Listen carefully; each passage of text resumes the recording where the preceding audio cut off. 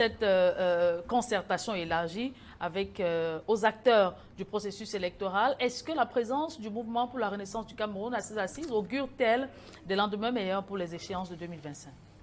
Je ne sais pas où ça relève tout simplement de la convenance républicaine, donc c'est-à-dire que plus tard, que le parti ne soit pas comptable de ce qui pourrait arriver en estimant qu'il avait boycotté.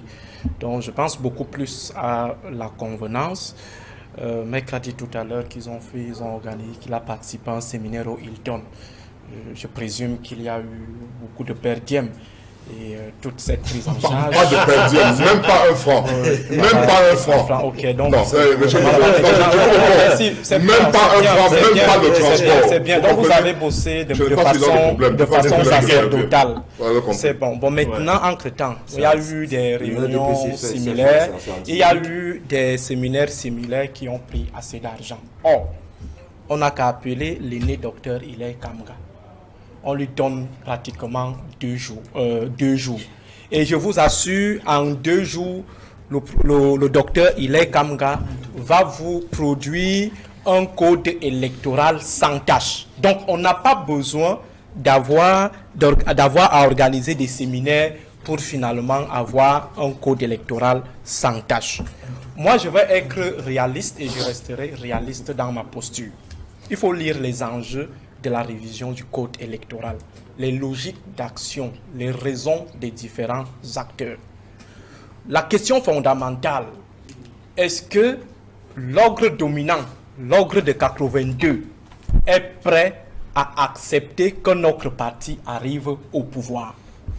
Est-ce que le contexte permet à ceux qui ont passé pratiquement 60 ans à la tête de l'État, 40 ans à la tête de l'État, avec beaucoup de casseroles, acceptent céder leur place à un autre groupe politique? Au regard des scandales qui les exposent aux emprisonnements, au regard des AVC qui guettent certains, je me réfère là à la lettre du sénateur, est-ce qu'aujourd'hui, ce parti, cet ogre, peut facilement laisser le pouvoir à un autre camp pour venir refaire la reddition, pour venir faire la reddition des comptes? Est-ce que ce parti qui tient la justice, qui tient la ressource financière du pays, qui tient toutes les institutions du pays, tient l'armée, tient le maintien de l'ordre, peut accepter comme ça, sans un rapport de force effectif, laisser le plancher à un autre parti? Je dirais tout simplement non, parce que cela releverait de l'auto-flagellation. Alors, ils vont se battre jusqu'au bout. Au niveau de la présidentielle, je le redis, personne ne pourra battre le président Paul Biya tant qu'il est encore au pouvoir, tant qu'il tient encore tous ses leviers. Personne ne pourra le battre à une élection présidentielle. C'est impossible. Parce que ça y va de la survie d'un système, ça y va de la survie des individus.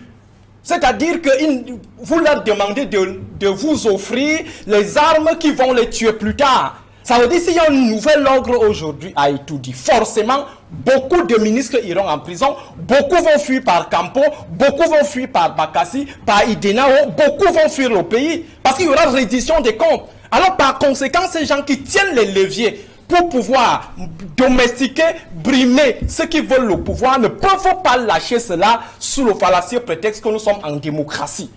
Alors pour moi, la meilleure alternative, celle qui reste, parallèlement aux activités qui sont menées, des réflexions, peut-être pour les implémenter plus tard, l'opposition doit s'organiser pour opposer un rapport de force total à l'ordre dominant pour qu'on ait finalement un certain consensus autour d'un bon nombre de choses. Du moment où l'opposition ne fait pas peur au régime, du moment où les acteurs alternatifs n'arrivent pas à mobiliser des ressources capables de les conforter dans leur posture d'acteurs alternatifs, il n'y aura absolument rien.